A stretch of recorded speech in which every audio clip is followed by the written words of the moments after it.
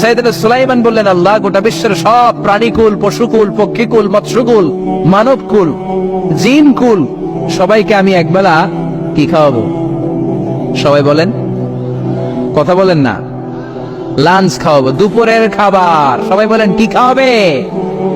দুপুরের খাবার খাওয়াবো। আল্লাহ বললেন, no, it's not your duty man, it's not your job.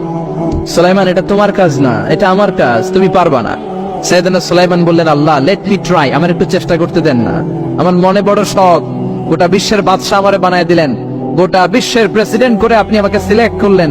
আমি যদি একবেলা সবারে মেহমানদারি করাইতে পারতাম, আমার কলিজাটা ঠান্ডা হয়ে যেত। সুলাইমান আলাইহিস সালাম জোরাজুরি করতে শুরু করলেন, আল্লাহ রাজি হয় না, সুলাইমান নবীও ছাড়েন না। পরে সুলাইমান আলাইহিস সালামের জোরাজুরির কারণে আল্লাহ বললেন, ওকে, ট্রাই করে দেখো পারো কিনা। সাইয়েদনা সুলাইমান আলাইহিস সালামের অনুসারী ছিল জিনেরা। জিনেরা ওনার কথা শুনতো, সব জিনদেরকে নিয়ে বসালো, জিনদের সাথে গোল টেবিল বৈঠক। জিনের বাদশারে বলল, জিনের বাদশা, আমি গোটা বিশ্বের সব মানুষগুলোকে একদিন দুপুরের খাবার খাওয়াবো। যাও, সাগরের পাড়ে 40 কিলোমিটার জায়গার মধ্যে খাবারের আয়োজন করো। জিনের বাদশা বিশাল বিশাল ডেক পাতিল নিয়ে সমস্ত জিনদেরকে নিয়ে রান্না বান্নার কাজ শুরু করলো।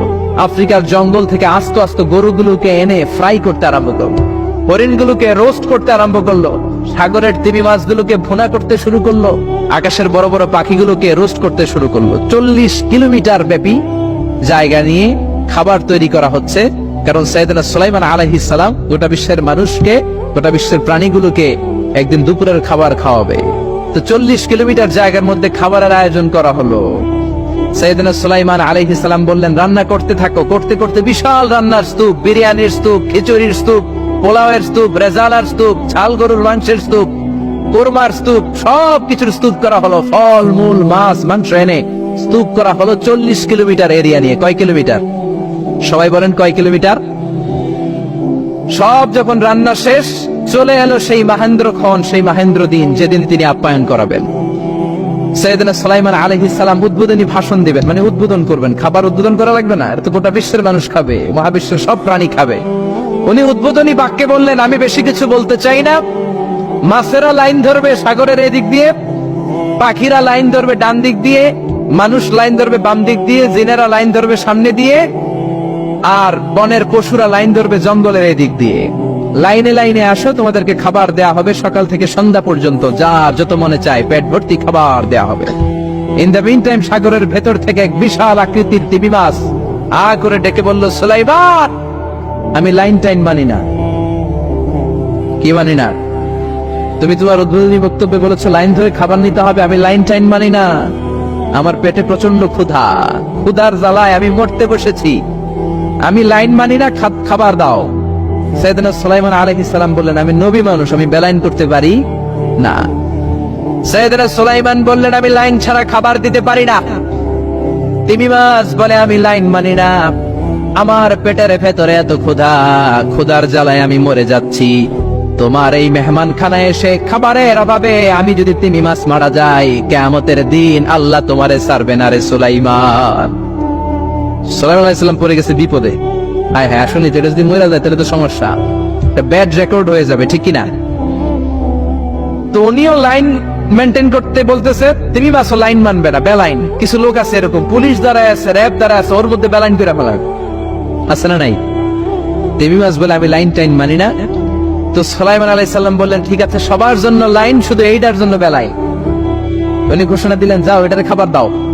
তো তিমি মাছ বলল, সুলাইমান, আমি এই যে আমার মুখটাকে, বিশাল মুখটাকে হা করে রেখেছি, আমার মুখের ভেতরে জিনদেরকে বলো খাবার ঢুকায় দিতে, যতক্ষণ না আমার পেট ভরবে আমি হা করে থাকবো, চিল্লায় কোন আল্লাহু আকবার। সাইয়েদনা সুলাইমান আলাইহিস সালাম ভাবলেন, বিশাল একটা আস্ত গরুর রোস্ট যদি ঢুকায় দিই তাইলেই তো শেষ, কেল্লা ফতে, ঠিক কিনা? সাইয়েদনা সুলাইমান বললেন, যাও, আফ্রিকার জঙ্গলের যে গরুগুলো রোস্ট করেছো, একটা রোস্ট এই তিমি মাছের পেটের ভেতরে ঢুকিয়ে দাও। জিনের বাদশা যে রোস্ট ঢুকায় দিস, ওইটা হা করেই আছে। সাইয়েদনা সুলাইমান বলেন, কয়েকটা খাসি মেরে দাও। খাসি মেরে দেয়া হইলো, ওটা হা করে আছে। কয়েক বস্তা বিরিয়ানি মেরে দাও, মেরে দেয়া হলো। বললো, আরো 10টা গরু ঢুকায় দাও, হা করে আছে। আরো 50টা খাসি ঢুকায় দাও, হা করে আছে। আরো কয়েক হাজার তিমি মাছ রোস্ট করে ঢুকায় দাও, ঢুকায় দিতেছে। খাবার যত আছে দিতে শুরু করলো। ইন দ্য মিন টাইম 1 কিলোমিটারের খাবার শেষ। সুবহানাল্লাহ কইবেন না? তিমি মাছ বিশাল বড় হা করে বসে আছে সাগরে। জিনের বাদশা খাবার দিতে লাগলো। 1 কিলোমিটার শেষ, 5 কিলোমিটার শেষ, 10 কিলোমিটার শেষ, 20 কিলোমিটার শেষ, 30 কিলোমিটার শেষ, 40 কিলোমিটার শেষ। এখনো তিমি মাছের মুখ হা করা আছে না নাই? সৈয়দনা সুলাইমান সিজদায় পড়ে গেলেন, আল্লাহর ডেকে বললেন, মাবুদ রে, আমি বুঝতে পারি না আসলে রিজিক দেওয়ার মালিক আমরা না, গোটা বিশ্বের সবাইকে খাওয়ানোর ক্ষমতা আমার নাই, রিজিকের মালিক একজন, তিনি কে? তিমি মাছ ডেকে বলে, ও সুলাইমান, প্রতিদিন রব্বুল আলামিন 3 লোকমা খাবার আমারে খাওয়ায়, 3 লোকমা খাবার সাগর থেকে আমাকে সংগ্রহ করে দেয়। তুমি যে 40 কিলোমিটারের সব খাবারগুলো আমার পেটের ভেতরে ঢুকিয়ে দিয়েছো সুলাইমান, আল্লাহর 3 লোকমা খাবারের 1 লোকমার সমানও হয় নাই। আরো আস্তে কোন সুবহানাল্লাহ। এজন্য রিজিক দিতে পারে একজন, তিনি কে? আরো জোরে বলেন, কে?